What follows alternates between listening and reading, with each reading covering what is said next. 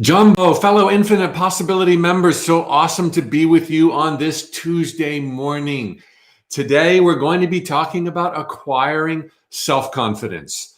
I think you're going to enjoy where this goes. I was sitting in with rapt attention as I was receiving the information to be sharing with you today. It is just uncanny how when you focus on something, and this is a little side tip for you, when you focus on wanting to know something, to understand something, whether you're going to share it or not, just that focus, just camping out, creating some space for it brings clarity. Whether it's, you're about to deliver a mini manifesting workshop, or you're wondering how to move towards greater wealth and abundance, or to have more fun, or peace and clarity, or your own brand of self-confidence. So this is the month of creating inner peace amongst change. And boy, do we have change. And in the United States and in many parts of the world, the uncertainty is rampant right now.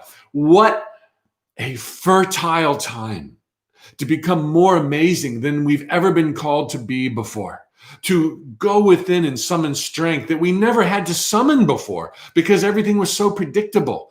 See the blessing in everything. It is all here to serve you, to serve us. It is part of the adventure. You will prevail. All things are possible. We are adored. Okay, so self-confidence, what is it?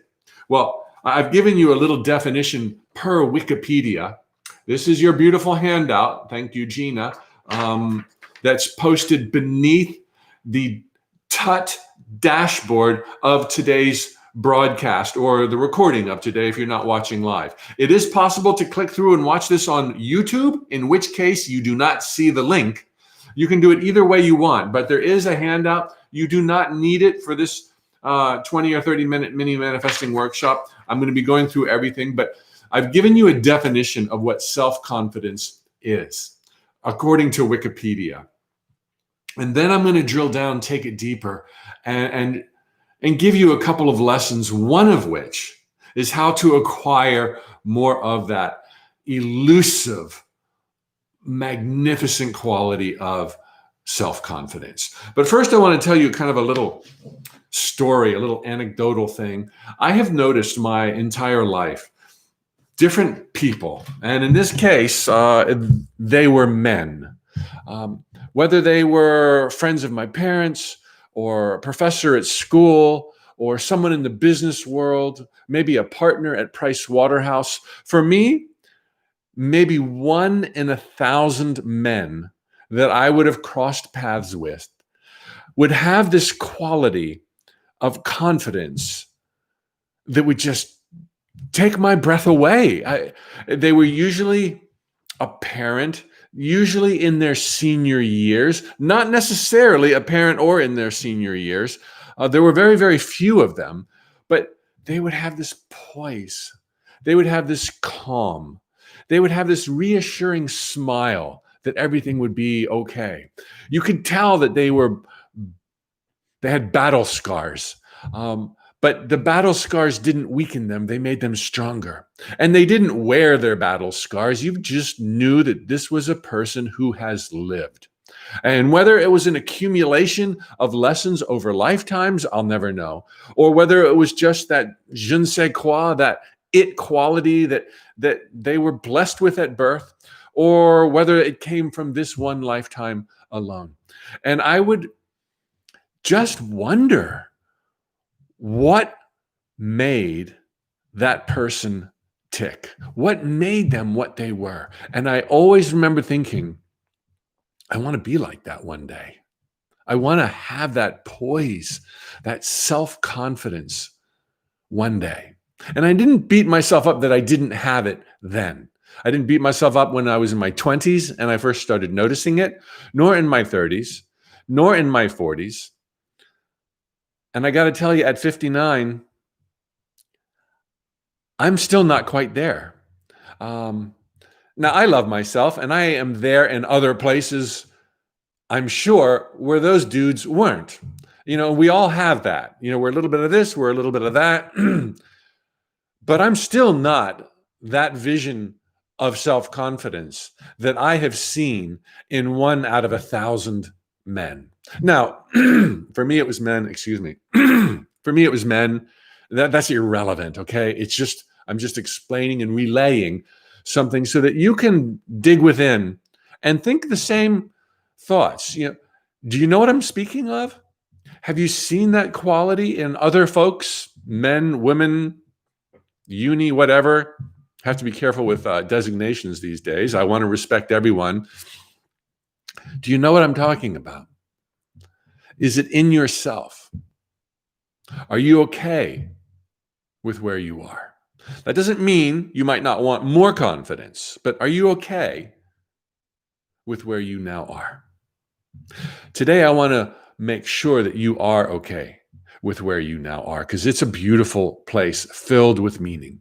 And I want to help you get to that other side as I stretch to get to that other side for me of poise, clarity, serenity, beauty, love, ease, all supported by self-confidence. Now, here's one of my major downloads on self-confidence, major epiphanies of the last several days preparing for this mastermind. Just like a beautiful, strong rope, let's just say on a sailing vessel, because that's pretty sexy, right? This big sailing yacht, you have this big, beautiful rope that's made up of what? A lot of fine fibers, a lot of threads, and that's not the right word. A lot of, I had the word before I went live today, but a lot of strands make up that rope. That rope to me is self-confidence, representative of self-confidence in my little analogy right now. And that led me to realize that self-confidence, although we know what we're talking about when we speak of it, self-confidence is not a one-size-fits-all. Self-confidence is not an either or. It's not a you have it or you don't. It's built up of many cords, many threads. And when you see it all together, it makes this beautiful rope that is not only beautiful, but it is strong. And it's the accumulation of a lot of work that led up to the masterpiece. And realizing this, it's like, I think when you or I admire self-confidence in somebody, we kind of be like, oh, I want to go there, as if it was a single place, blind to the fact that there are 1,000 threads, strands that make it up. And I think this is proven if I asked you right now, or if I illustrate to you right now that you do have supreme self-confidence when it comes to walking, right? I assume that you are able to walk. When it comes to walking, you are up there with the enlightened messiahs of our civilization, right? And when it comes to watching TV, you are as confident as could possibly be. When it comes to shopping, or at least on Amazon.com, you're good at this, right? You can do it. Now, how about this? How about when it comes to speaking in public in front of an audience of 12 or 1,200 people? You ready to go? You got your 45-minute speech ready to go? That's different. How about being an entrepreneur? How about your skills when it comes to love and conveying what you want to convey, helping, being of service, celebrating your special intimate relationships or your friendly relationships? You always have exactly the right thing to say at the exact right time, never fail. Do you see, I'm pointing to strands that make up a rope that ultimately yields our self-confidence.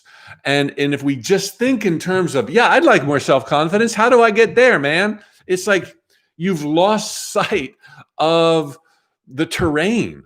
And if you've lost sight of the terrain, you're going to be in an either or have not situation, and it's going to vex you. And you're going to be like, well, how do I get more? Maybe I should read a book on self-confidence. I got the formula for you. I got it for you. You just need to identify those areas in your realm, your world, where you'd like to step up your game a little bit and move into those areas without confidence. It's like, wait a minute, I wanted the self-confidence so that I could move into those areas. It's like, no, that's not where self-confidence comes from. You don't get born with self-confidence. You don't just have self-confidence. You don't just choose to see yourself differently one day and suddenly you have self-confidence. And now you can give that 45-minute speech in front of 1,200 people with the spotlight on you, center stage. You have to go out into the world without it. Now, I don't know if those people that I've admired had their self-confidence because they accumulated it over 20,000 lifetimes or fewer. I don't know what they have been through. But from our own life's experience, we can realize it doesn't come unless you go. You've got to face your fears and do it anyway. And this might sound obvious, it might sound overly trite, but we have just taken the conversation of having confidence, all or nothing, how do I get there, to look at the underlying strands in our lives where it is most desired and going there without self-confidence.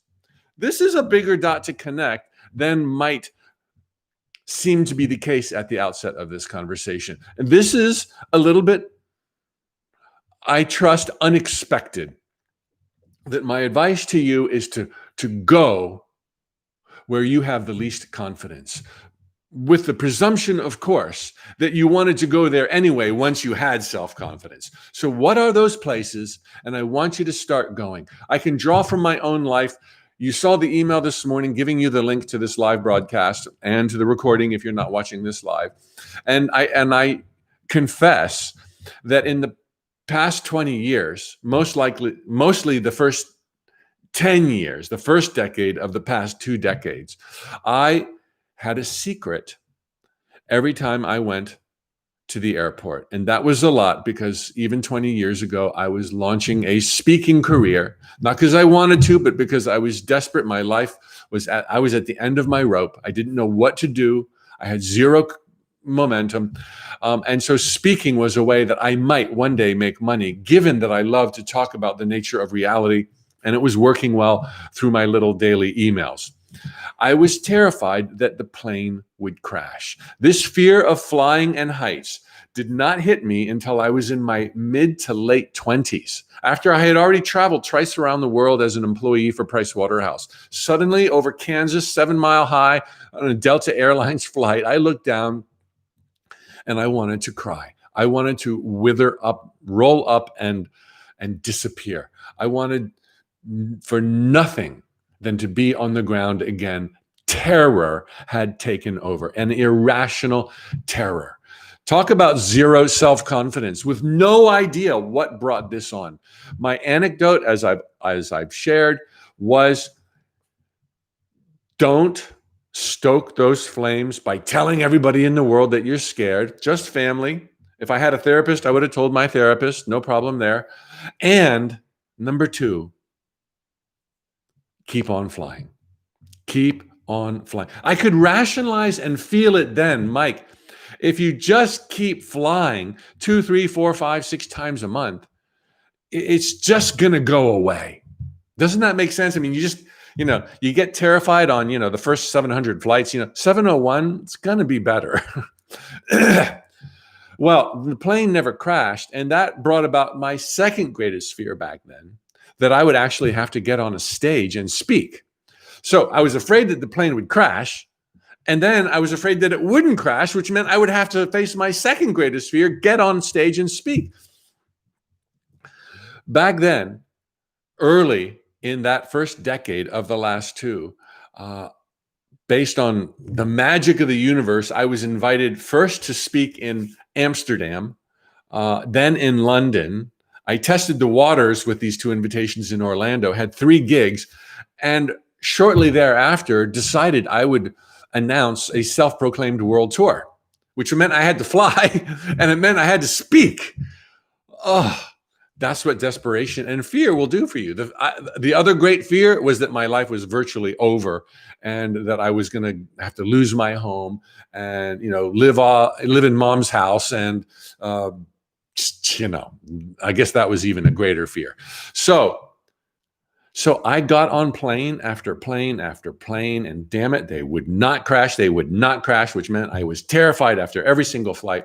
And in World Tour One was 24 cities, North America, several trips to Europe, Australia, New Zealand, Hawaii. And I will tell you, 1 week prior to every gig, I would have that sickening feeling in my stomach that, Mike, you've just been lucky so far.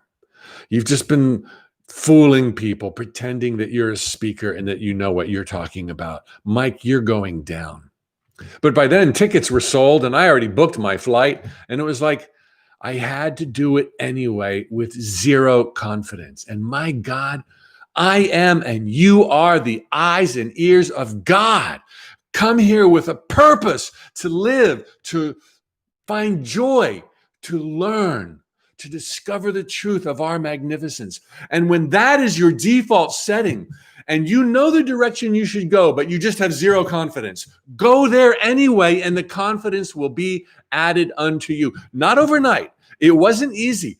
It was a world tour spanning 24 cities, stretched out over 2 years, because I would go home for 3 or 4 weeks, and then I'd go out and do a city or two. I would go home for 2 or 3 months, and then go out and do a city or two.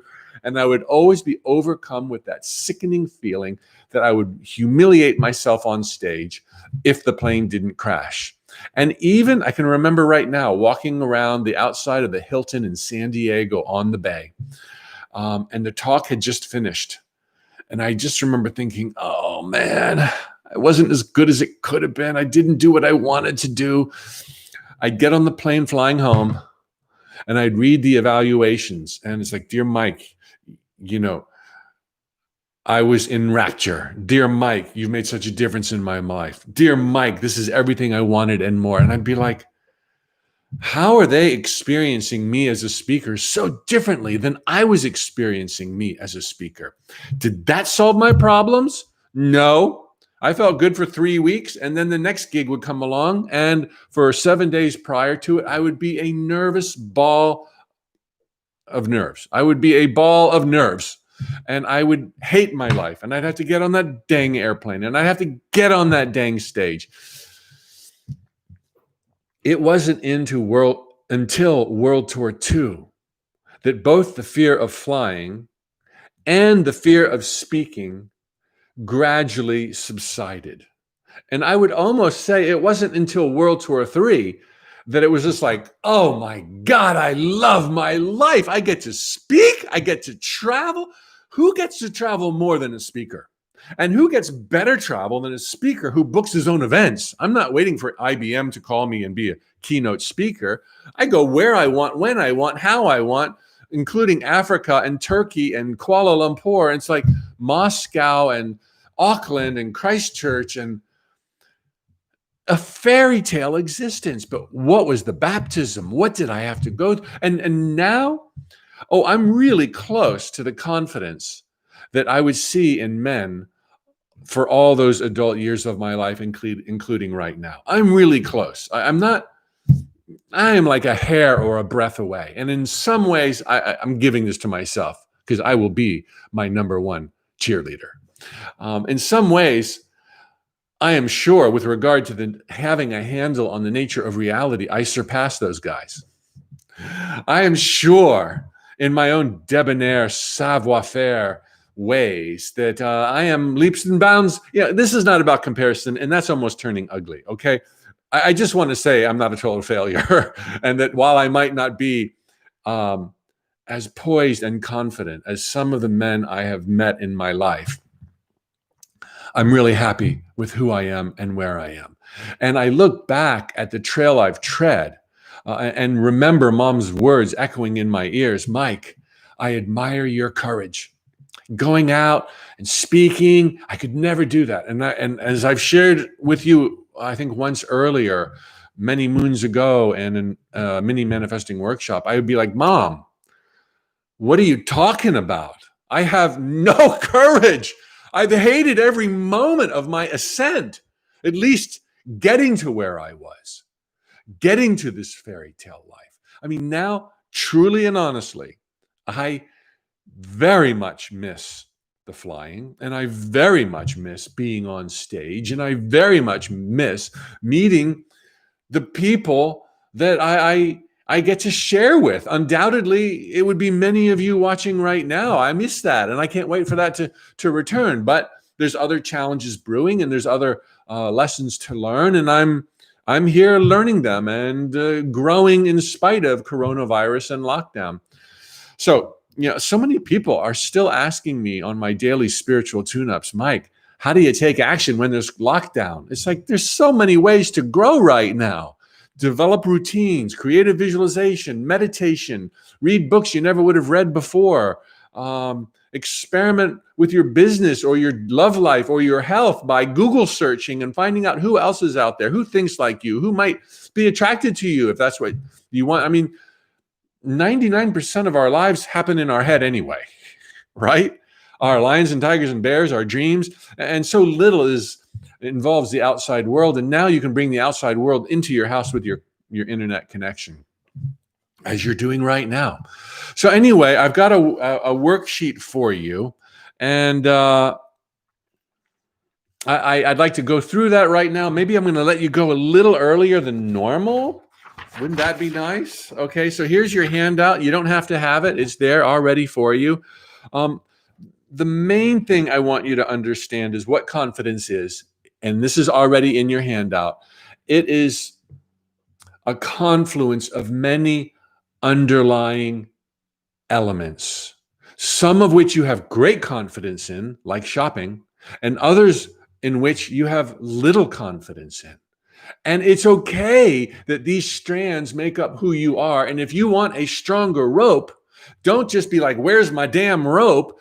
Go to the strands that summon you, that beckon you, that invite you further to develop that language of love. If this is something you want to work on, to develop and improve your health and your appearance, if this is something you want to work on, to accumulate greater sums of financial abundance, if these are things where your confidence is down in the toilets, this is exactly where you go now to have that rope of strength that other people will emulate in the future.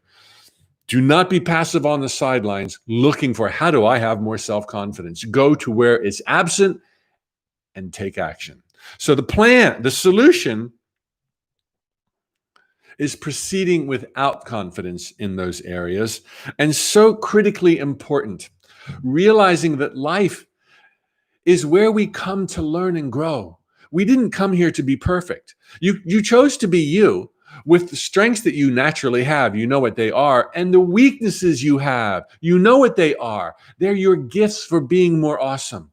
So when you discover areas of your life where, my confidence is just in the toilet when it comes to love and relationships. My confidence is in the toilet when it comes to finances and money. It's like those are among your finest gifts, invitations to being that most amazing person. You came here with chinks in your armor to buff them out because you can, because you're bigger than them, because they're temporary and you are forever. So another major lesson I wanted to convey is it's okay that you're not confident in these areas. By me noticing confidence in certain men throughout my life gave me something to work on, gave me something to look at. We don't come here to be perfect. We came from perfection. And we said, let me be stripped of it all and let me build it back one brick at a time, one strand at a time, one day, one adventure, one fear at a time. And I will be more amazing than when this whole adventure began. Okay, so there's a plan on the worksheet. Know where your insecurities are, accept them, love yourself with them. They're going away. So you can love them while they're there. Then Take these 3 steps to acquire self-confidence. Narrow down, and there are fill-in-the-blank spaces here, to the best of your ability, your areas of insecurity. The areas of insecurity that matter. Like, for example, in the kitchen, I have no confidence.